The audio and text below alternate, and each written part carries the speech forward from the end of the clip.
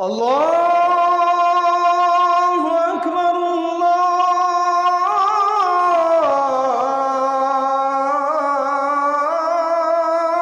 আকবার।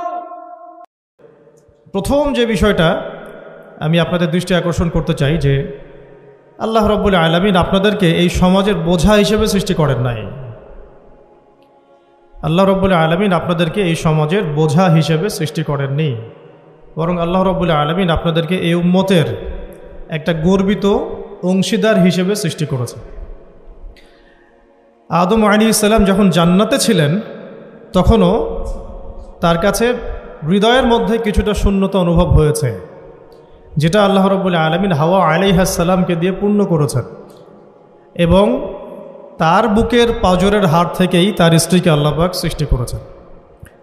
এবং উভয়ের প্রতি আল্লাহ পাকের নির্দেশ কিন্তু সমান ছিল। এমন না যে আদম আলাইহিস সালামকে বলা হয়েছে এই গাছের কাছেও যেও না, হাওয়া আলাইহিস সালামকে বলা হয় নাই, ব্যাপারটা কিন্তু এমন নয়, বরং উভয়ের প্রতি সমান আদেশ ছিল। ওয়ালা তাকরাবা হাদিহিশ শাজারা, তাকরাবা শব্দটা দ্বিবচন, তোমরা দুজনের কেউই এই গাছের কাছে যাবে না।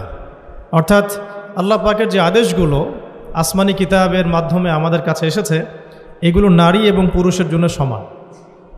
ক্ষেত্র বিশেষে কিছু কিছু সূরতে আমলের, চলাফেরার, উসুলের কিছু পার্থক্য আছে, কিন্তু আমভাবে প্রত্যেকটা নসিহত এবং আদেশ কিন্তু নারী পুরুষ সবার জন্য সমান। আমরা যদি চাই যে বাংলাদেশের মাটিতে দিন প্রতিষ্ঠা করতে, তাহলে শুধুমাত্র পুরুষদের ভূমিকা যথেষ্ট না, কোশ্চিনকালও যথেষ্ট না। কারণ প্রত্যেকটা পুরুষই কোনো না কোনো মায়ের সন্তান, কোনো স্ত্রীর স্বামী, কোনো বোনের ভাই, অথবা কোনো মেয়ের বাবা। তাহলে যদি শুধু পুরুষবাচক শব্দে আমরা সমাজ সংস্কার করতে যাই, আমরা ব্যর্থ হব। দুঃখের সাথে বলতে হচ্ছে এটা, কিছু কিছু ক্ষেত্রে আমাদের আত্মসমালোচনার দরকার আছে। আমরা পুরুষদের মধ্যে যে পরিমাণ মেহনত করেছি, করছি এবং করার পরিকল্পনা করছি, তার 50% আমরা মেয়েদেরকে নিয়ে ফিকির করছি না।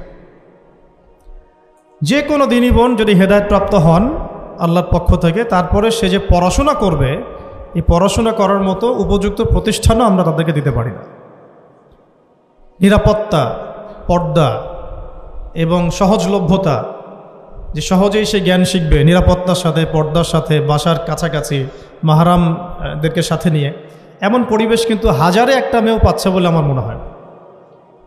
তো এই অবস্থা চলতে থাকলে আমরা ইসমাইল আলাইহিস সালামদেরকে জন্ম দিতে পারবো না। যদি প্রত্যেকটা পরিবারের কর্তা ইব্রাহিম না হন এবং মায়েরা হাজরা আলাইহিস সালাম এবং সারা আলাইহিস সালামের মতো না হন, তাহলে তো ইসমাইলি প্রজন্ম আমরা জন্ম দিতে পারবো না। সেক্ষেত্রে আমরা আল্লাহ পাকের জমিনে দিন প্রতিষ্ঠাও করতে পারবো না। এখানে অনেক প্রান্তিকতা আমাদের মধ্যে আছে, আবার অনেক ছাড় না দেওয়ার মানসিকতা আমাদের মধ্যে আছে। যেমন আমি এখন আপনাদেরকে যেভাবে নসিহত করছি, এই তো প্রিয় দিনী বোনেরা, আমি আপনাদেরকে যে কয়েকটা পয়েন্ট টাচ করতে চাচ্ছিলাম। তার প্রথমটা হচ্ছে নোট করে নেবেন, এগুলো বাসায় পরবর্তীতে আপনারা এগুলো নিয়ে আলোচনা করতে পারবেন বা এটা নিয়ে আরও বিস্তারিত পড়াশোনা করতে পারবেন। যে দেখুন, সহজ কথা কি যে আমরা নারী পুরুষ সবাই দুনিয়াতে এসেছি, হয়তো 50, 60, 70, 100 বছর আপনি আমি বাঁচব, এবং এরপরে কিন্তু আমাদেরকে একটা জার্নি শুরু করতেই হবে। এখন আমাদের সহজ কথা কি? সহজ কথা হচ্ছে আমাদেরকে দুনিয়াতে আল্লাহ পাকের দাসত্ব করতে হবে, পরিপূর্ণ ইসলাম পালন করতে হবে, এবং আল্লাহ পাকের জমিনে তার দিনটাকে প্রতিষ্ঠার চেষ্টা করতে হবে। এছাড়া তো আমাদের কোনো কাজ নাই পৃথিবীতে আমাদের কাজটা কি? আসলে এই পৃথিবীতে আমাদের কাজটা কি? 1 নম্বর হচ্ছে আল্লাহ পাককে চিনতে শেখা, আল্লাহ পাকের সামনে আত্মসমর্পণ করা, তার নবীর সুন্নতগুলো মেনে চলা, হালাল খাওয়া, একটা আদর্শ পরিবার গঠন করা, সন্তানদেরকে মানুষ করা, দিনের দাওয়াতের কাজ করা, এবং দিনটাকে আল্লাহর জমিনে প্রতিষ্ঠার চেষ্টা করা। এছাড়া কি আমাদের কোনো কাজ আছে পৃথিবীতে? বাকি যে কাজগুলো সেগুলো আনুষঙ্গিক, এবং সেগুলো ইবাদত হিসেবে গণ্য হবে যদি আল্লাহর জন্য হয় এবং রাসূলের তরিকায় হয়। যেমন কেউ যদি ঘুমায়, ঘুমানোর কাজটাও তো ইবাদত, যদি সেটা রাসূলের তরিকা মোতাবেক হয়। সিম্পল। খাওয়া দাওয়া করা, আমরা আমাদের চাহিদায় খাই, কিন্তু এটাও ইবাদত হিসেবে গণ্য হবে যদি খাওয়ার সুন্নাতটা আমরা ঠিকমতো আদায় করতে পারি। তাহলে প্রতিটা কাজই সুন্নাত এবং ইবাদত হবে যদি আমরা সেটার তরিকা ঠিক রাখি। মূল কাজগুলো কি? মূল কাজগুলো হচ্ছে যে, আবার বলতেছি, মূল কাজগুলো হচ্ছে, এক, এই পৃথিবীতে আল্লাহকে চেনা, আল্লাহকে চিনতে শেখা। দুই, আল্লাহ রাব্বুল আলামিনের সামনে শর্তহীন আত্মসমর্পণ, শর্ত সাপেক্ষে না, একদম নিঃশর্ত আত্মসমর্পণ। তিন, আল্লাহ পাকের সমস্ত হুকুম আহকামগুলো মেনে চলা। চার, রাসূলুল্লাহ সাল্লাল্লাহু আলাইহি ওয়াসাল্লামের আদর্শ প্রত্যেকটা কাজে বাস্তবায়ন করা, সুন্নতের উপর থাকা। পাঁচ, হালাল খাওয়া। ছয়, আদর্শ পরিবার গড়ে তোলা।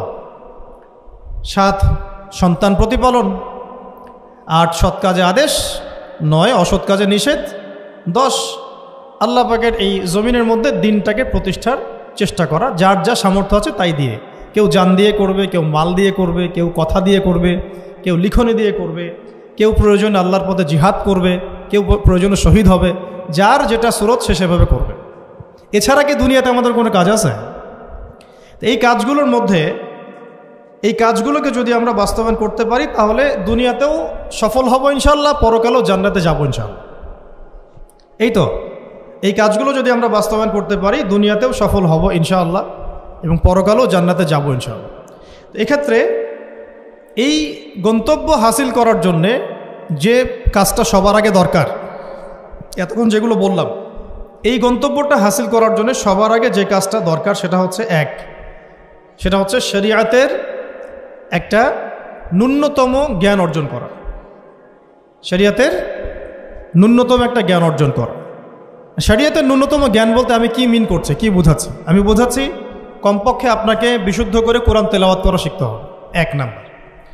এর সাথে আপনাকে আরবি ভাষা কিছুটা হলেও শিখতে হবে যাতে আপনি কোরআনটা বুঝতে পারেন।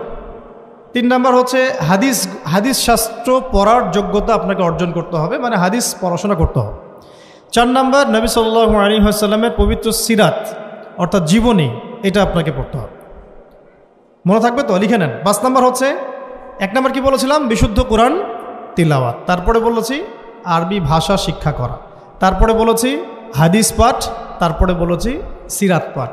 5 নাম্বার হচ্ছে আকীদা বিশুদ্ধ করা। আকীদা বিশুদ্ধ করা। আকীদার অনেক কিতাব আছে এবং আকীদার আর অনেক দার্সও আছে, এটা নিয়ে আমরা পরে আলোচনা করব ইনশাআল্লাহ। 6 নাম্বার হচ্ছে আপনার ইসলামের ইতিহাস পড়াশোনা করতে হবে, ইসলামের ইতিহাসটা পড়াশোনা করতে হবে। 7 নাম্বার হচ্ছে ইসলামিক অর্থনীতি পড়াশোনা করতে হবে, ইসলামী অর্থনীতির জ্ঞান রাখতে হবে। 8 নাম্বার ইসলামিক পারিবারিক জীবন ব্যবস্থার জ্ঞান অর্জন করতে হবে, ইসলামিক পারিবারিক জীবন ব্যবস্থার জ্ঞান অর্জন করতে হবে। 9 নাম্বার সন্তান প্রতিপালন কিভাবে করতে হয়, ইসলামিক প্যারেন্টিংয়ের জ্ঞান অর্জন করতে হবে।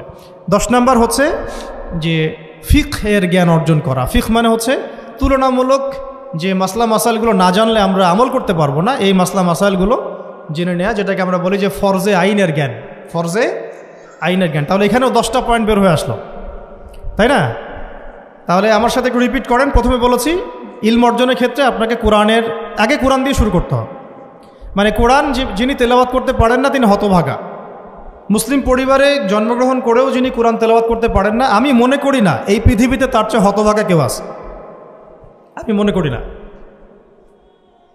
মানে কোরআনের সাথেই সম্পর্ক নাই, মানে আল্লাহর কিতাবই সে তেলাওয়াত করতে পারে না, তো সে এই পৃথিবীর সম্পদ নয় বরং বোঝা। আল্লাহ পাক আমাদের সবাইকে আল্লাহর কিতাব শেখার তৌফিক দান করেন। একটা 1 নাম্বার, এখান থেকে শুরু হবে পড়াশোনা। আগেই একটা আদনান ভাইয়ের বই নিয়ে নিলাম, আগে একটা অমুক স্কলারের বই নিয়ে নিলাম, আগে একটা তমুক স্কলারের বই নিয়ে নিলাম, এভাবে পড়াশোনা শুরু করতে হয় না। পড়াশোনা শুরুটাই হবে আপনার কোরআন থেকে, সব বন্ধ, আগে কোরআন তেলাওয়াত থেকে শুরু করতে। তারপরে আপনি আরবি ভাষায় আসবেন, হাদিস পড়বেন, সিরাত পড়বেন, ইতিহাস পড়বেন, অর্থনীতি পড়বেন, আস্তে আস্তে পড়বেন। এভাবে ফিকহের জ্ঞান, আকীদার জ্ঞান, সন্তান প্রতিপালন, ইসলামিক এই জীবন ব্যবস্থা বা পারিবারিক জীবন ব্যবস্থার জ্ঞানগুলো অর্জন করা। তো ইনশাআল্লাহ আমরা এই জ্ঞানগুলো অর্জনের চেষ্টা করবো তো ইনশাআল্লাহ। এখন কঠিন প্রশ্ন হচ্ছে, এখন আমি তো বললাম একটা তাত্ত্বিক কথা বললাম, এখন আপনিও জানেন আমিও জানি, এইটা আপনি এখন কিভাবে করবেন, কিভাবে করবেন, সম্ভব কি না আপনার পক্ষে? কারণ এখানে অনেকেই, বেশিরভাগই হয়তো বা জেনারেল ব্যাকগ্রাউন্ডের মানুষ, যারা অনার্সে পড়েছেন, মাস্টার্স পড়েছেন বা এখন ফ্যামিলি লাইফে আছেন, কেউ কখনোই মাদ্রাসার দুয়ারেও যেতে পারেন না। তাহলে এখন যদি আপনি এগুলো শুরু করতে চান তাহলে আপনার সামনে অপশন কী আসুন? আপনি কি আবার শুরু থেকে মাদ্রাসায় ভর্তি হতে পারবেন? উত্তর হচ্ছে না। তাহলে সেকেন্ড অপশন হচ্ছে মাদ্রাসা ভিত্তিক যদি শর্ট কোর্স চালু করা হয়, সেই শর্ট কোর্সগুলো আপনাকে করতে হবে, এছাড়া তো কোনো অপশন নাই। 3 নম্বর আরও প্রশ্ন আসবে, এটা কি আপনি অফলাইনে সব জায়গায় মুভ করে করে করতে পারবেন? উত্তর হচ্ছে না। যদি আপনার অফলাইনে আপনার সামনে কোনো সুযোগ থাকে তাহলে তো ভালো, যে আপনার বাসার পাশে একটা মাদ্রাসা আছে বা আপনার এলাকাতে একটা সুন্দর মাদ্রাসা আছে, এটা থাকলে তো আলহামদুলিল্লাহ এবং ভালো, আমরা চাই সেটাই হোক। কিন্তু সবার ক্ষেত্রে এটা পসিবল হয়ে ওঠে না। এই কারণে অনলাইনের কোর্সগুলোর দিকেও একটু ফোকাস করতে পারেন, যাতে ঘরে বসে পর্দার সাথে আপনি কোর্সগুলো করতে পারেন। 4 নম্বর পয়েন্ট হচ্ছে, এই কোর্সগুলো করলেই আবার সব শেখা যায় না, কারণ অনলাইনের কোর্সগুলো তো আপেক্ষিক, এগুলো সব সামনাসামনি বসে তো পড়ানো হয় না, এই কারণে ইফেক্টটা আসে না। এই যে সামনে বসে লেকচার দিচ্ছে, এটার যে ইম্প্যাক্ট, এটা অনলাইন লেকচার শোনার ইম্প্যাক্টটা সেম না কখনো। এই জন্য আমরা সবসময় বলি যে ওস্তাদদের সামনে গিয়ে দার্স নেওয়া আর কি। এই সুযোগটা তো সবাই সব মেয়ে পাচ্ছেন না, এই জন্য আমরা আপনাদের প্রতি আহ্বান করব এবং আমরাও উদ্যোগ নেওয়ার চেষ্টা করব, যাতে প্রত্যেকটা বিভাগীয় শহরে অ্যাটলিস্ট প্রত্যেকটা বিভাগীয় শহরে মেয়েদের জন্য একটা স্বনামধন্য একটা আদর্শ দিনী মার্কাজ প্রতিষ্ঠা করা যায়, যেখানে অফলাইনে আমাদের দিনী বোনরা এসে সপ্তাহে 2 দিন 3 দিন শিখবেন। এতে ইনশাল্লাহ 1 বছর অনলাইনে পড়ার চাইতে বেশি ফায়দা হবে ইনশাল্লাহ। কিন্তু এই কাজটা আমার একার পক্ষে করা সম্ভব না, ওনার একার পক্ষে করা সম্ভব না। উনি বললাম এটা নিয়ে আবার ঝগড়া করতে পারে, আমাদের উস্তাজার একার পক্ষে করা সম্ভব না, আমাদের প্রিয় উস্তাজার একার পক্ষে করা সম্ভব না, ঠিক আছে? তো এটা আবার আমাদের সবাইকেই হাত লাগাতে হবে। আমার কাছে এত অর্থ সম্পদ নাই, আমার কাছে কোনো জায়গা জমিও নাই, থাকলে আমরা আল্লাহর রাস্তা ফি সাবিলিল্লাহ দিয়ে দিতাম। যাদের কাছে আছে তারা এগিয়ে আসেন, প্রতিষ্ঠান গড়ে তোলেন, প্রত্যেকটা এলাকায় একটা করে মেয়েদের মার্কাজ গড়ে তোলেন, টিচারদেরকে আমরা ট্রেন করে দিব ইনশাআল্লাহ, সিলেবাস আমরা দিয়ে দিব ইনশাআল্লাহ, মুআল্লিমা আমরা পাঠাবো ইনশাআল্লাহ। একটা এলাকার বোনদেরকে যেন বাইরে যেতে না হয়, সে এলাকার মধ্যেই তারা 100 জন 50 জন বসে বসে দিন শিখবে। সম্ভব না এটা করা? অনেক আগেই সম্ভব ছিল এবং জরুরিও ছিল, কিন্তু আমরা অন্যদিকে বেশি ফোকাস করছি। মেয়েদেরকে সত্যি এখানে আমরা অবহেলার মধ্যেই রেখেছি। এখন আমার মেয়ে হয়েছে বলে আমি খুব কনসিয়াস যে আমি এখন মেয়ে নিয়ে কী করবো, আমার মেয়েকে আমি কীভাবে বড় করব। এখন তো আমি মেয়েকে পড়তে অন্য কোথাও পাঠাবো না, কারণ সিকিউরিটি কনসার্ন। আমি আমার মেয়েকে কোথাও মেসে থাকতে দিব না, সিকিউরিটি কনসার্ন, এবং আমাদের গায়রতের খেলাফ, ব্যক্তিত্বের খেলাফ। তাহলে আমার মেয়েকে পড়াশোনা করানোর জন্য আমাকেই প্রতিষ্ঠান গড়ে তুলতে হবে, এবং এমন প্রতিষ্ঠান যেখানে আমার মেয়ে দুনিয়াবি জ্ঞানও পাবে, পরকালের জ্ঞানও পাবে। তো এটা তো অ্যাভেলেবল না। তো অ্যাভেলেবল হবে কখন? যখন সবাই হাত লাগাবো। দেখেন, আমি একটা হাদিস মনে করে দিই আপনাদেরকে, এটা বলতে চাচ্ছিলাম না কিন্তু বলছি। নবী সাল্লাল্লাহু আলাইহি ওয়াসাল্লাম একদিন ঈদের খুতবা দিচ্ছিলেন, এবং ওই খুতবাতে তিনি বলেছিলেন যে, হে মুসলিম নারীগণ, আমি জাহান্নামে দেখে এসেছি যে তোমাদের সংখ্যা বেশি। মুসলিম নারীগণের সংখ্যা বেশি এটাও হাদিসের সঠিক ফাহাম না, মানে পুরো এই উম্মতের মধ্যে নারীদের একটা বড় অংশ জাহান্নামে যাবে এই উম্মতের মধ্যে। তো তোমরা বেশি বেশি সাদাকা করো, তোমরা বেশি বেশি সদকা করো, একটা খেজুরের টুকরা দান করে হলেও জাহান্নাম থেকে বাঁচো।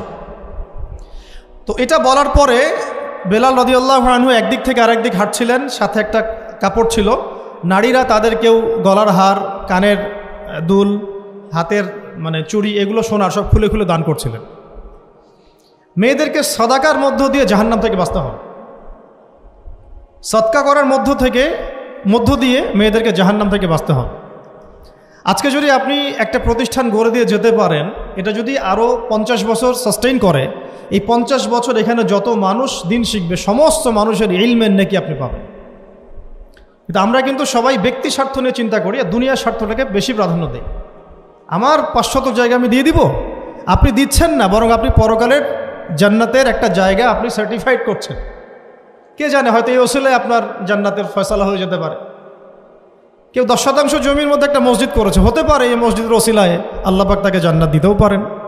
কেউ একটা মাদ্রাসা প্রতিষ্ঠা করেছে, এখানে হাজার হাজার স্টুডেন্ট পড়াশোনা করছে, কে জানে হয়তো এই ওসিলায় আল্লাহ পাক তাকে পরকালে জান্নাত দিতে পারে। তো সাদাকা, এগিয়ে আসা এবং শিক্ষা খাতে নিজেদের জানমাল, অর্থ সম্পদকে ব্যয় করা আমাদের একার পক্ষে এখন আর এগুলো সম্ভব না। হ্যাঁ, যদি আমার কাছে রাষ্ট্রীয় কোনো ক্ষমতা থাকতো বা শিক্ষা বিভাগের কোনো ক্ষমতা থাকতো, তাহলে প্রত্যেকটা মসজিদ ভিত্তিক আমরা মেয়েদের আলাদা শিক্ষার ব্যবস্থা করতাম। মসজিদ ভিত্তিক, প্রতিষ্ঠানের প্রয়োজনই নাই। মসজিদের মধ্যে একটা আলাদা কর্নার করে ফেলা যায়, মেয়েদের জন্য স্বতন্ত্র, এখানে কোনো পুরুষের এন্ট্রেন্সই থাকবে না। মেয়ে শিক্ষিকা, মেয়ে ভলান্টিয়ার সবই মেয়ে, এবং ওস্তাদদেরকে দিয়ে এখানে ফরজে আইন থেকে শুরু করে তাদেরকে একদম মৌলানা পর্যন্ত পড়ানো সম্ভব। উদ্যোগ নেওয়া হয় নাই বিগত 30 বছর 40 বছর। তো ইলম অর্জনের পথে আবার এরকম প্রতিবন্ধকতা আসবে, সেগুলোকে ফেস করার বা সেগুলো সলভ করার জন্য আমাদেরকে কিন্তু ফিকির করতে হবে। আর এই ফিকিরটা একজন দুজন মানুষের কাঁধে চাপিয়ে দিয়ে আপনি কিন্তু দায়মুক্ত হতে পারবেন না। যেমন আজকে সেমিনার এখানে করেছি, আপনারা চাইলে কিন্তু এই ধরনের সেমিনার আপনাদের এলাকাতেও করতে পারেন। সেখানে গেস্ট হিসেবে তাদেরকে ডাকতে পারেন। দাওয়াতের মেহনত শুরু হয়ে গেল। যদি বসে থাকেন যে প্রত্যেক 2 মাস পর পর ওস্তাদারা আয়োজন করবেন এবং আমরা যাব, তো এটা তো তখন এককেন্দ্রিক কাজ হয়ে গেল। তার রেজাল্টটা কিন্তু মানে সামান্য রেজাল্ট পাবেন আপনি। আর যদি সবাই হাত লাগান রেজাল্টটা বেশি হবে।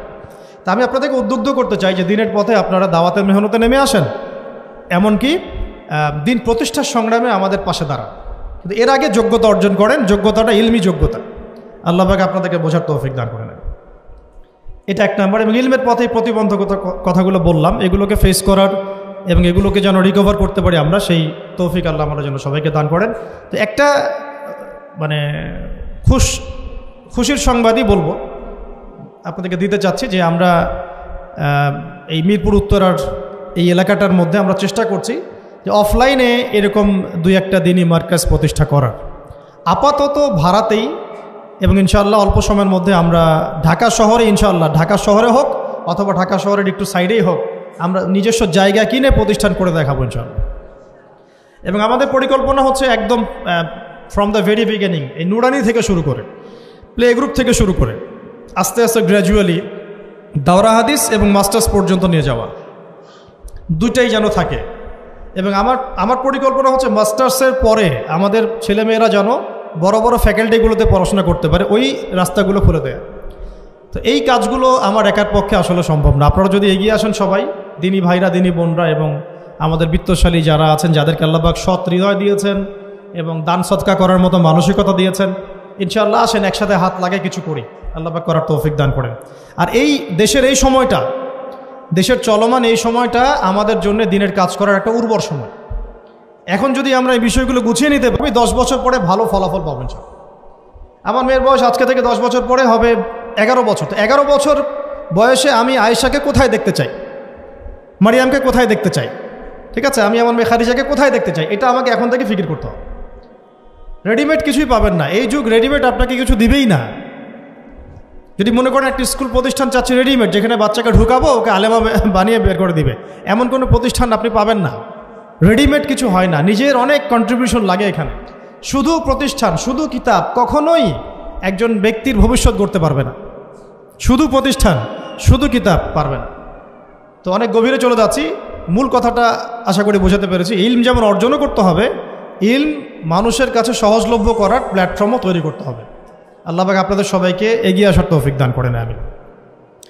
আসেন শুরু করি, আমরা শুরু করি ইনশাআল্লাহ। আল্লাহ পাকের কাছে তারাই বেশি মাকবুল, তারা বেশি সম্মানিত যারা প্রথমে শুরু করে। যদি আমরা এরকম 5টা প্রতিষ্ঠান করে ফেলি ঢাকায়, তখন দেখবেন দিনী বোনের অভাব নাই, অনেক হাজার হাজার বোন আসছেন সেমিনারে। কিন্তু তারা আসছেন কখন? যখন এটা রেডি হয়ে গেছে তখন। আর আপনারা এসেছেন কখন? যখন কিছুই ছিল না তখন।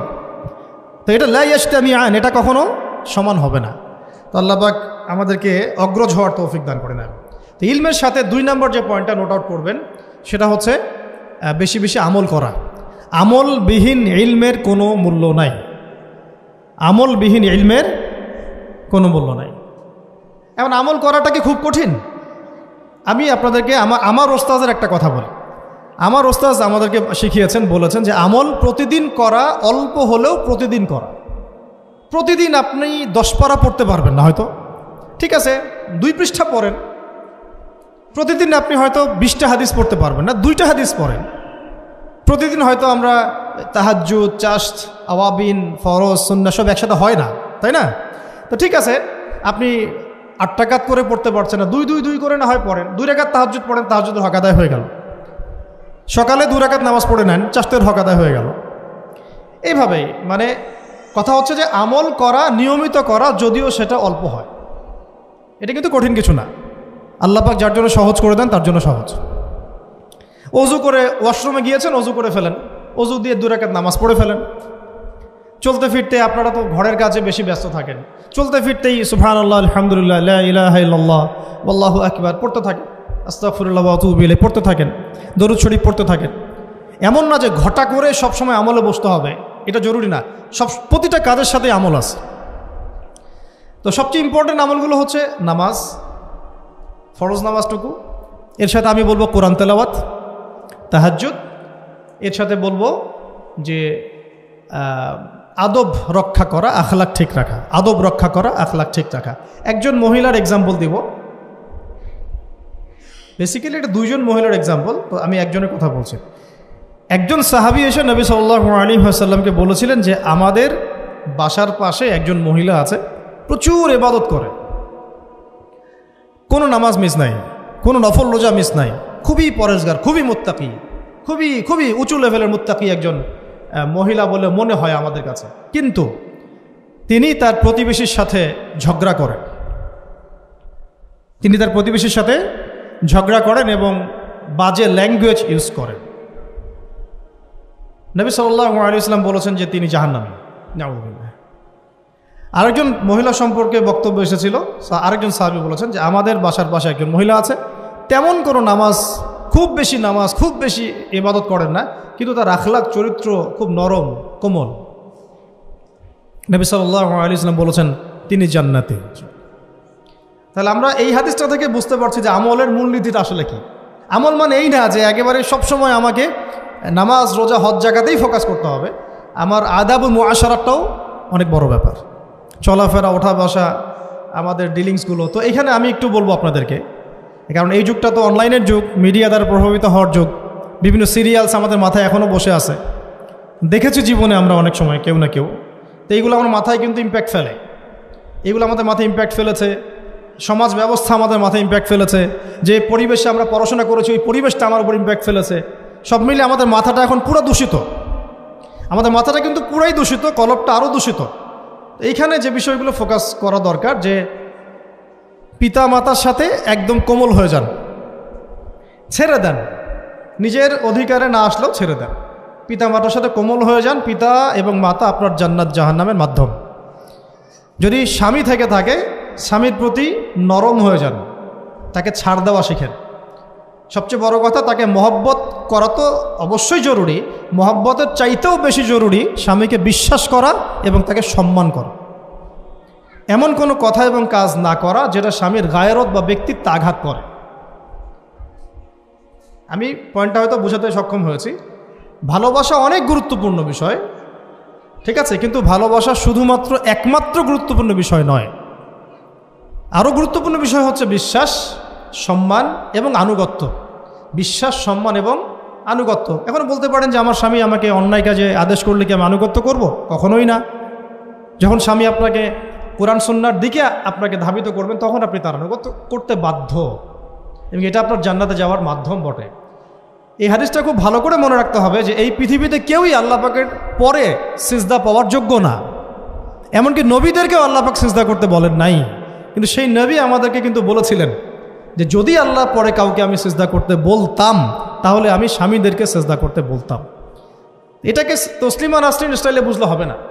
ওরা এটাকে এভাবে নিবে যে ইসলাম মেয়েদেরকে দাসত্বের শৃঙ্খলা আবদ্ধ করতে চাচ্ছে, হ্যাঁ, আত্মস্বাধীনতা দিবে না ইত্যাদি। আমরা দেখব পরকালে আমি জান্নাতে যেতে পারছি কিনা। আল্লাহ পাকের হুকুমের চাইতে আমার কাছে কোনো যুক্তি বড় নয়। আল্লাহ পাকের হুকুমের চাইতে আমার কাছে কোনো যুক্তি, বিজ্ঞান, প্রযুক্তি এগুলো বড় মানদণ্ড নয়।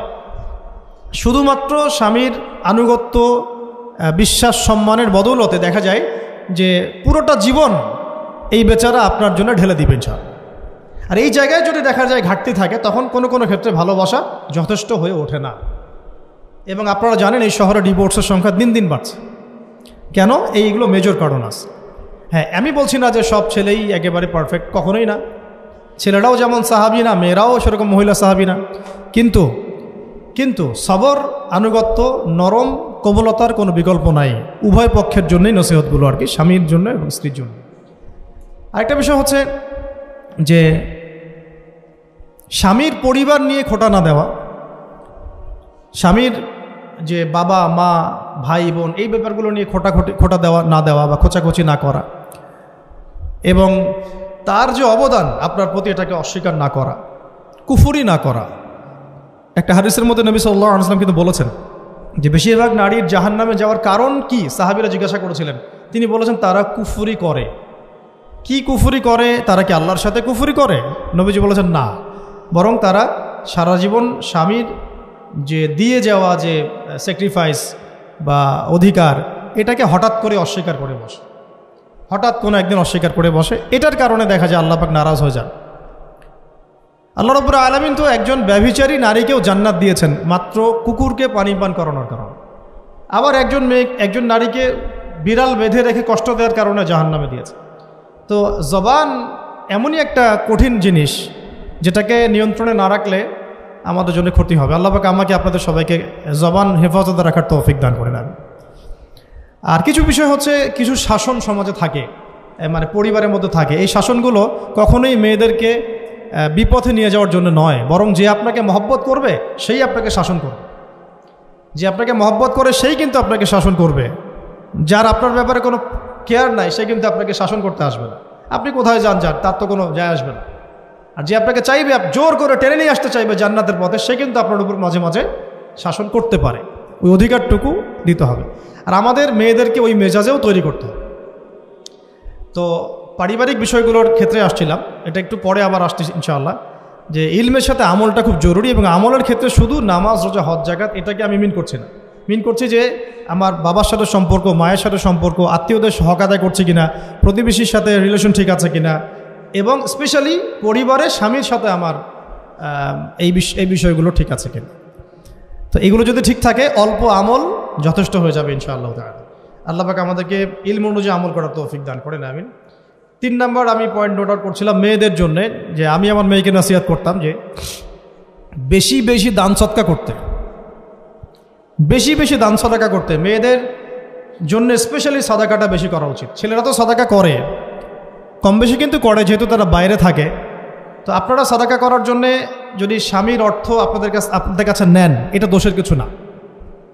চেয়ে নেওয়া, বলে নেওয়া, তাদের কাছ থেকে অর্থ নিয়ে সাদাকার একটা অংশ রাখা। দেখেন, আবু বকর রাদিয়াল্লাহু আনহুর নাম তো সবাই শুনেছেন। তিনি যখন খলিফা হয়েছিলেন তখন তার স্ত্রী কিছু কিছু করে সম্পদ জমিয়ে রাখতেন, খাবার জমিয়ে রাখতেন।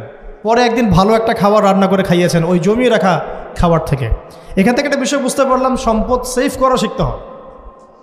একদম আমার ইনকাম আছে বলেই যে একদম পুরো 1 লাখ টাকা ঢেলে দিতে হবে মাসে, জরুরি না।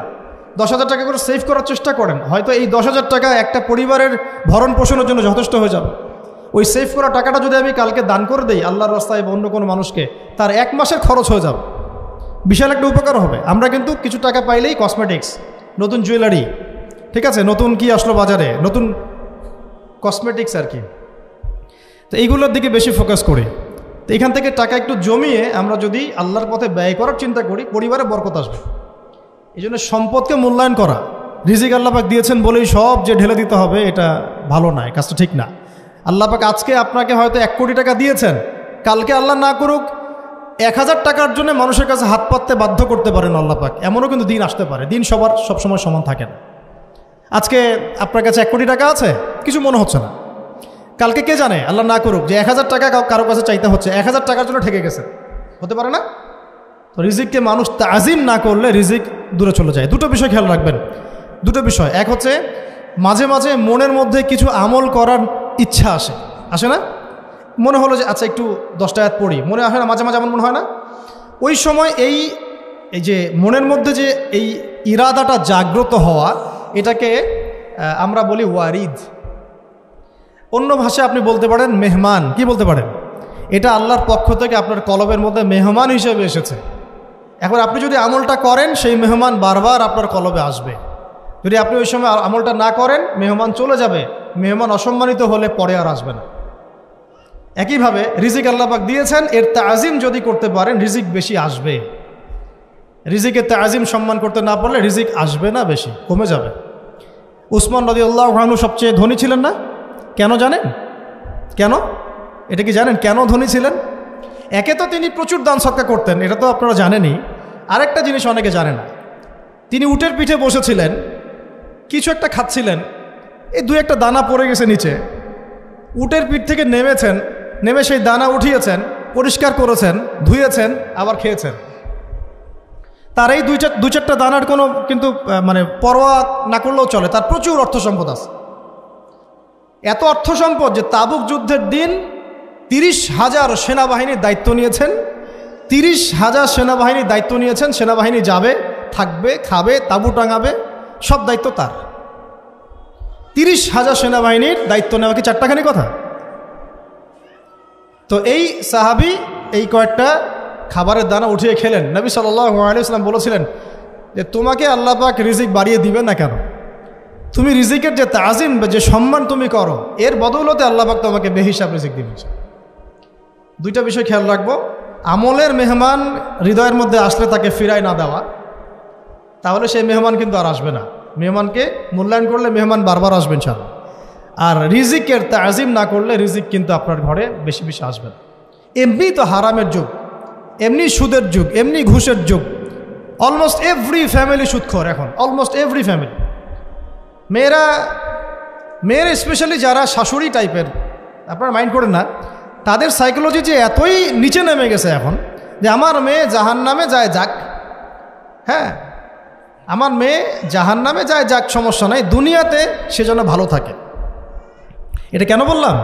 একটা সুদখোরের ঘরে তুলে দিতে সে দ্বিধাবোধ করতেছে না, একটা দুর্নীতিবাজের ঘরে তুলে দিতে দ্বিধাবোধ করতেছে না, একটা ঘুষখোরের ঘরে তুলতে দ্বিধাবোধ করতেছে না, হ্যাঁ একটা মানে কি বলবো মাদকসেবী, ড্রাগ অ্যাডিক্টেড বা এই যে আর কি বলবো ফাসেক, জালেম, এই ধরনের ঘরে উঠাই দিতেও সে দ্বিধাবোধ করছে না। 5 তলা বাড়ি চাই আমার মেয়ে 5 তলা বাড়ি থেকে সুখে থাকবে। এই যে সুখের ডেফিনেশন এখানে দিয়েছেন আপনারা। এই জন্য কত হাজার হাজার মেয়ের জীবন নষ্ট করে দিয়েছেন আপনারা। আমার কথা মাইন্ড করে না, হাজার হাজার মেয়ের জীবন মায়েরা নষ্ট করে দিয়েছে শুধুমাত্র মেয়েদের দুনিয়াবী সুখ এর সংজ্ঞাটা বুঝতে ভুল করার কারণে। এর নাম যদি সুখী হইতো তাহলে অমুসলিমরা সুখী না কেন? পশ্চিমারা সুখী না কেন? ওরা আত্মহত্যা করে কেন? এইভাবে মেয়েদের জীবন নষ্ট করেছে। অথচ অল্প যদি হালাল রিজিকও হতো আল্লাহ পাক তাকে বরকত দিতেন, সুখে থাকতো। তা আল্লাহ পাক আপনাদেরকে রিজিকের মূল্য বোঝার, তাজিম করার তৌফিক দান করেন, আমিন। তো অনেক ভিতরে চলে যাচ্ছে আমি, সময় আমাদের হাতে আরও শর্ট হয়ে আসতেছে। তো এখানে একটা কথা বলে দিব যে রিজিকের প্রসঙ্গ যেহেতু আসছে, যে হালাল খেতে হবে আমাদেরকে, হারামের দ্বারস্থ হওয়া যাবে না। আপনার স্বামী যদি হারাম খায়, আপনি স্বামীকে বুঝান, তাকে ওই চাকরি ছেড়ে দিতে আপনি উৎসাহিত করেন। আমি আপনাদেরকে একটা অনেস্টির সাথে একটা কথা বলি, যত এই যে প্রশাসনে যত ঘুষখোর আছে, ঠিক আছে, যত দুর্নীতিবাজ আছে, যত মাদকসেবী আছে, মাদকের ব্যবসায়ী আছে, যত সুদখোর আছে, এরা সবাই কেন এই খারাপ কাজগুলো করে জানেন? তার স্ত্রীকে ভালো রাখার জন্যে, তার মাকে ভালো রাখার জন্যে, তার সন্তানদেরকে ভালো রাখার জন্য। তাহলে স্ত্রী হিসেবে, সন্তান হিসেবে, মেয়ে হিসেবে আপনি বলবেন যে আমাদের এইসব ভালোর দরকার নাই আব্বু, হে আমার প্রিয় স্বামী, আমার এসব ভালোর দরকার নাই, হে আমার ছেলে, আমার এসব ভালোর দরকার নাই, তুই হালাল পথে থাক, ওইখানে তুই আমাকে ডাল ভাত খাওয়া, আমি খুশি আছি। এইভাবে আপনারা তাদেরকে মোটিভেট করেন, দেখবেন সমাজে হারাম কমে গেছে ইনশাআল্লাহ। আর হারাম খাওয়া এই ছেলে মেয়েগুলোও কিন্তু মানুষ হবে না। হারাম খাওয়া যে ছেলে মেয়েগুলো রক্ত মাংস করে উঠছে, এরাও কিন্তু মানুষ হবে না। আল্লাহ পাক আমাদেরকে হালাল খাওয়ার তৌফিক দান করেন, এবং হালালের জন্য আপনাদের ভূমিকা অনেক বেশি। আমরা উত্তরবঙ্গ সহ দেশের বিভিন্ন জায়গায় সফর করে যেটা দেখেছি, যত সুদী এনজিও আছে না, এনজিওগুলোর মধ্যে মহিলাদের নামই বেশি, জানেন? মহিলাদের নাম বেশি সুদী এনজিওতে। তো এই দাওয়াতগুলো আমরা মা বোনদেরকে দিতে চাই যে কোন অবস্থাতে যেন হারাম রিজিকের দিকে আপনারা না ধাবিত হন, এবং রিজিকে তাজিম করেন, পরিবারের মধ্যে হৃদ্যতা, ভালোবাসা বজায় রাখেন, একে অপরকে বিশ্বাস, সম্মান এবং শ্রদ্ধা করেন। ইনশাআল্লাহ তাআলা আপনাদের পরিবারও সুখী হবে, রিজিকও সুন্দর হবে এবং রিজিকে বরকত হবে ইনশাআল্লাহ। এরপরে আমি আর দু একটা পয়েন্ট নোট করেছি, বলে শেষ করে দিচ্ছি। যে এটা স্পেশালি আমি আমাদের ওইসব দিনই বোনদেরকে বলতে চাচ্ছি যে বোনেরা এখনও বিয়ে শাদী করেন নাই। সেটা হচ্ছে যে বিয়ে করার আগেই দিনের বেসিক লেখাপড়া শেষ করেন। এত পাগল হওয়ার দরকার নেই। চরিত্র হেফাজত হচ্ছে না, রোজা রাখেন, ঠিক আছে? দিনই পড়াশোনা আগে শেষ না করে বিয়ে করতে যায় না। বহু আলেমা যারা মাদ্রাসা লাইনের ছাত্রী ছিল, দিনই পড়াশোনা শেষ না করে বিয়ে পিঁড়িতে বসার কারণে কেরিয়ার ধ্বংস হয়ে গেছে। কেরিয়ার ধ্বংস হয়ে গেছে। বিয়ে পরে করেন, আগে পড়াশোনাটা তুলনামূলক পড়াশোনাটাকে শেষ করে নেন। তুলনামূলক পড়াশোনা শেষ করতে 18 থেকে 20 বছর বেশি লাগে না। যদি আপনি শুরু থেকে শুরু করেন, একদম 18 থেকে 20 বছর হতে হতে আপনার পড়াশোনা মোটামুটি শেষ হয়ে যাবে। আর যে সাবজেক্টগুলো বললাম আমি, ওইগুলোই বেসিক পড়াশোনা।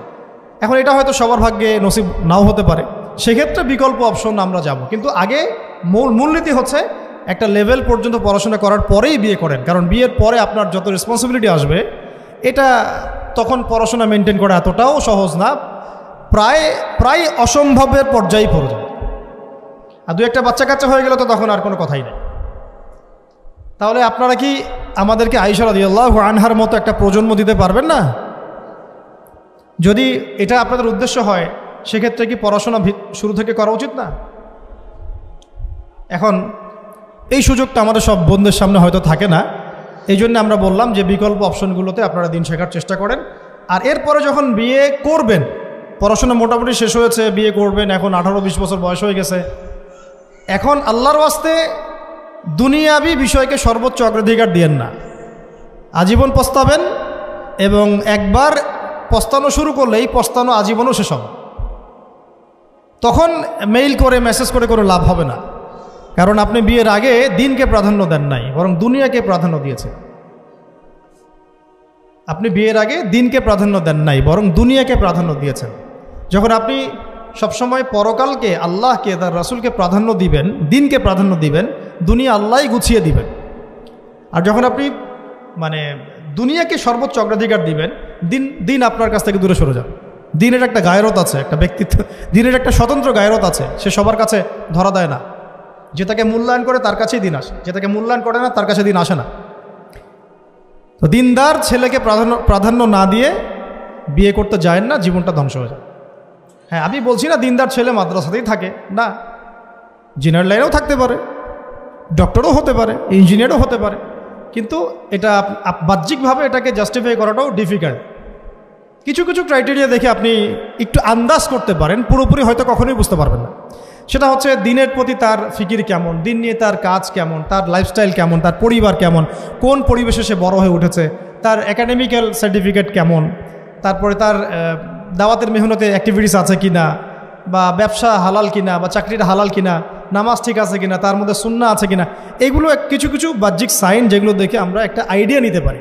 তারপরে বলবো যে এখানে 100% আপনি এনশিওর হতে পারবেন না, ওইটা আল্লাহ পাকের হাতে। তো ওইটাও যদি এনশিওর করতে চান তাহলে কি করতে হবে? তাহলে নিজেকে দিনদার হতে হবে। আমি নিজে যদি ভালো দিনদার হই তাহলে ইনশাআল্লাহ আল্লাহ পাক আমাকে দিনদার স্ত্রী দিবেন। নিজে দিনদার না, তাহলে কি রেডিমেড দিনদার ছেলে আসবে? কখনই আসবে। দোয়া করতে হবে, রব্বানা হাব লানা মিন আজওয়াজিনা ওয়া যুররিয়াতিনা কুররাতা আ'য়ুন ওয়াজআলনা লিল মুত্তাকিনা ইমামা। দোয়া করতে হবে যে রব্বি হাবলি মিনাস সালিহিন, রব্বি হাবলি মিন লাদুনকা যুররিয়াতান তাইয়্যিবা ইন্নাকা সামিউদ দুআ। এই বিষয়গুলো থেকে খেয়াল রাখবেন। আর শরীয়তের মেজাজ মাথায় রাখা। শরীয়তের মেজাজের কথাটা আজকে এই জন্য বলছি যে আমরা আমাদের দেশে যে প্রবলেমটা দেখি, ইসলামের পূর্ণাঙ্গ বিষয়গুলো মানুষ মাথায় রাখতে চায় না। ইসলামে যেমন নামাজ, রোজা, হজ, যাকাত আছে, ইসলামে কিন্তু দাওয়াত, তাবলিগ, জিহাদও আছে, তাই না? ইসলামে কিন্তু শরিয়া আইনও আছে, হুদুদ, কিসাস আছে, ইত্যাদি আছে। আমাদের সমাজে দেখেন নামাজ শব্দ পরিচিত, কিন্তু কিসাস শব্দ পরিচিত না। কিসাস মানে কয়জন জানেন যে কিসাস শব্দ অর্থ কি? অনেকেই জানে না। কিন্তু কিসাস একটা কোরআনের একটা ফান্ডামেন্টাল বিধান, যে কেউ যদি আপনার চুরি করে হাত কেটে ফেলতে হয়, কেউ যদি ব্যভিচার করে বেত্রাঘাত করতে হয়, বিবাহিত হলে রজম করতে হয়, কেউ যদি মুরতাদ হয় তারও মৃত্যুদণ্ড শাস্তি আছে, কেউ শাতেমে রাসূলকে গালি দিয়েছে তারও মৃত্যুদণ্ড আছে। এরকম অনেক বিধান আছে, হুদুদ এবং কিসাস আছে। হত্যার বদলে হত্যা, চোখের বদলে চোখ, জানের বদলে জান। আমাদের সমাজে এগুলো পরিচিত না। নামাজ পরিচিত কিন্তু, তাসবিহ তাহলিল পরিচিত, ঠিক আছে। এরকমই সমাজেও বহু বিবাহ এটা অপরিচিত। হ্যাঁ, আপনি একটা বিয়ে করে বাইরে 4টা 5টা 6টা মেয়ের সাথে খারাপ সম্পর্ক করলে সমাজ এটাকে প্রমোট করে, এটাকে কাছে আসার গল্প নাম দেয় আর কি। কিন্তু একটা মেয়ের পুরো জীবনের রেসপন্সিবিলিটি আপনি নেবেন হালালভাবে, তখন সমাজ আপনাকে বাঁকা চোখে দেখবে, বিতর্কিত করবে। তো আমরা এখনও ওই ইসলামের ওই মেজাজে যাইতে পারি নাই। আমার মেয়েকে বড় করার সময় এটা তার মাথায় ছোট থেকে দেওয়া উচিত যে হ্যাঁ, ইসলামে কিন্তু বহু বিবাহের ব্যাপারও আছে। ওকে ওইভাবেই ওই মেজাজেই বড় করা উচিত। এখানে আরেকটা প্রশ্ন আসতে পারে যে এটা তো ঐচ্ছিক, অবশ্যই ঐচ্ছিক, কেউ চাইলে করতে পারে, কেউ চাইলে নাও করতে পারে, সবার উপর এটা ফরজ না, কখনোই না। এবং এটাকে আমরা বড় স্কেলে এটাই সুন্নত এটাও বলতে পারবো না। ওইটা একটা নির্দিষ্ট প্রেক্ষাপটে অ্যাপ্লাই করার বিষয় ছিল। যেমন উহুদের যুদ্ধ হয়ে গেছে, অনেক মেয়ে এতিম হয়ে গেছে, এখন এই মেয়েগুলোর দায়িত্ব কে নিবে? বহু বিবাহের ব্যাপারটাতে আসলো তখন সূরা নিসার আয়াত যে তোমরা এখন পছন্দ হলে মাসনা সুলাসা রুবা করতে পারো। এটা কাউকে ফরজ করা হয় নাই, কারো উপরে ফরজ করা হয় নাই, যার সামর্থ্য আছে তোমরা করতে পারো। খালাস, ওই মেয়েগুলোর দায়িত্ব নিয়ে নেওয়া হলো রাষ্ট্রীয়ভাবে, এবং তারা সম্ভ্রম পেল, সম্মান পেল, গার্ডিয়ানশিপ পেল, তাদের সমস্ত অধিকার ফিরে পেল। এটা ইসলামের একটা বিধান আছে। একেবারে এটাকে বাদ দিয়ে এটাকে অস্বীকার করা, কুফরি করলে কিন্তু কোরআনের সাথে আপনার কুফরি হয়ে যাবে। আপনার নিজস্ব রুচিবোধ থাকতে পারে যে আমি এটাকে পছন্দ করি না, সেটা আপনার ডিসিশন, এটা কোনো সমস্যার কিছু নাই। এমনকি ইসলাম আপনাদেরকে বলেছে যে মেয়ের অনুমতি ছাড়া তাকে বিয়েও দেওয়া যাবে না। সবার নিজস্ব জায়গা থাকতে পারে, কিন্তু ইসলামের প্রত্যেকটা বিধানকে মাথায় রাখা যে এটা ইসলামের একটা অংশ। না হলে আমরা অনেক সামাজিক সমস্যার সমাধান দিতে পারবো না। বাংলাদেশে এখন 6 লক্ষ মেয়ে আছে যারা এতিম, অবিবাহিতা, বিধবা, আরও বেশি। আমরা রাষ্ট্রীয়ভাবে তাদের কোনো ব্যবস্থা করতে পারবো না, সম্ভব না। তো এইখানে মেয়েদেরকে, যেহেতু মেয়েদের মধ্যে আমি কথাগুলো বলছি, এই জন্য আমি এই কথাটা টাচ করলাম যে ইসলামের পূর্ণাঙ্গ বিষয়গুলো আমাদের মাথার মধ্যে রাখা, যে আমাদের যেন এমন কোনো বিষয়কে অস্বীকার করে না বসে যেটা আবার আমাকে ঈমান থেকে বের করে দিবে। আমার নিজের আমল না হতে পারে, আমি নিজে সেটা পছন্দ না করতে পারি, বা আমার মতামত থাকতে পারে, সেটা আলাদা ইস্যুস, কিন্তু ইসলামের বিধানগুলোকে আমরা কোনোভাবে যেন ডিনাই করতে না যাই, এটা আমাদের মাথায় রাখতে হবে। আর এটা সমাজের কল্যাণের জন্যই আল্লাহ রাব্বুল আলামিনের পক্ষ থেকে একটা এখতিয়ার দেওয়া হয়েছে। আর দুটা বিষয় বলে শেষ করে দিচ্ছি, সেটা হচ্ছে ওই যে ইলমের কথা বলেছিলাম শুরুতে, এর সাথে আমি আমার ব্যক্তিগত জীবন থেকে বলছি, আর 3টা জিনিস ইলমের সাথে খুব বেশি কানেক্টেড, এটা মাথায় রাখবেন। একটা হচ্ছে আদব। একটা কি? আদব। আদব রক্ষা করতে না পারলে ইলম অর্জন করতে পারবেন না। তাই আদব রক্ষা করার জন্য আমাদেরকে ওই জেনারেল লাইনে পড়াশোনার মেজাজটা ত্যাগ করে আসতে হবে। আমরা ওইখানে যে মেজাজে পড়াশোনা করি, ওই মেজাজটা আমাদেরকে একটু কর্পোরেট হতে শেখায়। মানে আমি বেতন দিয়েছি 500 টাকা, আমি 500 টাকার ক্লাস পাইলাম না কেন, তাই না? মেজাজটা এরকম আর কি। অথচ এখানে ওস্তাদের দোয়া নেওয়ার জন্য আমাদেরকে সিরিয়ালে দাঁড়িয়ে থাকতে হবে। এটা হচ্ছে এই প্ল্যাটফর্ম, এটা হচ্ছে ওই অন্য জায়গা। এখানে একজন নবী হয়েও মুসা আলাইহিস সালাম যুগের পর যুগ হাঁটছেন এমন একজন ব্যক্তির সাক্ষাতের জন্য যিনি তার চেয়ে বেশি জ্ঞানী, তার নাম খিদর আলাইহিস সালাম, যিনি তাকে সাথে নিতে চাচ্ছেন না। তিনি বলছেন যে ইন্নাকা লান তাস্তাতিআ মাইয়া সাবরা, তুমি তো আমার সাথে ধৈর্য ধরতে পারবে না। কিন্তু মুসা আলাইহিস সালাম তারপরও চললেন, বারবার প্রশ্ন করলেন, কিন্তু শেষ পর্যন্ত সম্পর্ক কিন্তু নচ্ছেদ হয়ে গেল। মনে আছে কি? হাদিস সূরা কাহফের কথা বলছে। তো এটা হচ্ছে এই ইলমের জায়গাটা এমন একটা ইলমের জায়গা যেখানে আদব রক্ষা না করলে ইলম পাওয়া যাবে না।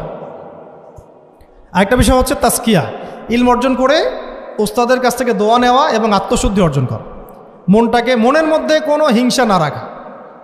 আমাদের সবার এখন মনের মধ্যে যে হিংসা দিয়ে ভর্তি, হিংসাগুলোকে ছেড়ে দেন, মন বড় করে ফেলেন, আল্লাহর জন্য ছেড়ে দেন, হিংসা ত্যাগ করেন, গীবত করা বন্ধ করে দেন, অপবাদ দেয়া তো একেবারেই নিষেধ, পরশ্রী কাতরতা ছেড়ে দেন, মনটাকে একদম খালেস করে রাখেন।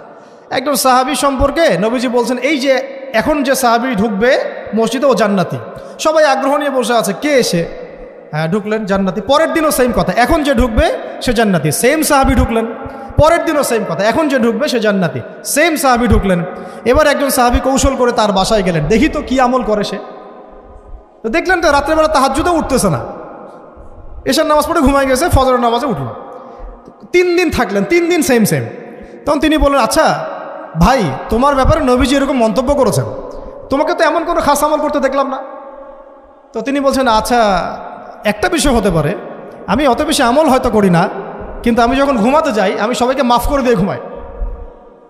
মন ফ্রেশ, মনটা থেকে সব বের করে দেওয়া, এটা তাসকিয়া, এটা ইলমের সাথে সম্পৃক্ত। আল্লাহ পাক আমাদের সবাইকে এই বিষয়গুলো বোঝার তৌফিক দান করেন। আর এরপর আমি বলবো যে সন্তান প্রতিপালনে যত্নশীল হন, কারণ এরপরে তো আমাদের অ্যাসেট তারাই। এবং মেয়েদেরকে আমি বলবো যে আপনারা বেশি বেশি সন্তান নেবেন। কে শিখাইছে একটা বাচ্চা নিতে হবে, 2টা বাচ্চা নিতে হবে? এগুলো বোগাস কথাবার্তা পশ্চিমারা শিখাইছে। আর নবী সাল্লাল্লাহু আলাইহি ওয়াসাল্লাম কি বলেছেন? আমি সেই নারীদেরকে নিয়ে গর্ব করব যেই নারীরা বেশি বেশি সন্তান জন্ম দিতে পারে। আমি আমার উম্মতের সংখ্যা নিয়ে গর্ব করব। হ্যাঁ, সবার ফিজিক্যাল কন্ডিশন এক না হতে পারে, কিন্তু এই মানসিকতাটা ত্যাগ করতে হবে যে আমার একটাই, 2টি সন্তানের বেশি নয়, একটি হলে আরও ভালো হয়। এইসব পশ্চিমা তন্ত্রমন্ত্র বন্ধ করতে হবে। ঠিক আছে, এরপরে বলবো যে মিডিয়া দিয়ে আচ্ছা, এই সন্তান প্রতিপালনের ক্ষেত্রে একটা কথা বলে দেই যে প্যারেন্টিংয়ের অনেক বই বাজারে বের হয়েছে, প্যারেন্টিং টিপস আছে। এই প্যারেন্টিংটা নিয়ে আলাদা ইনশাল্লাহ একদিন সেশন করবো। এখানে অনেক কথা বলার আছে।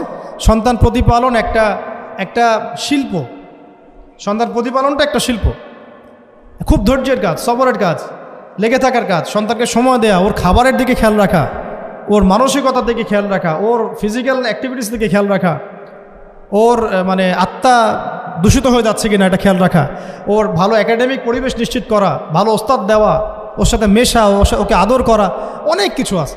এটা নিয়ে ইনশাল্লাহ আমরা একদিন আরেকটা সেশন করবো ইনশাল্লাহ।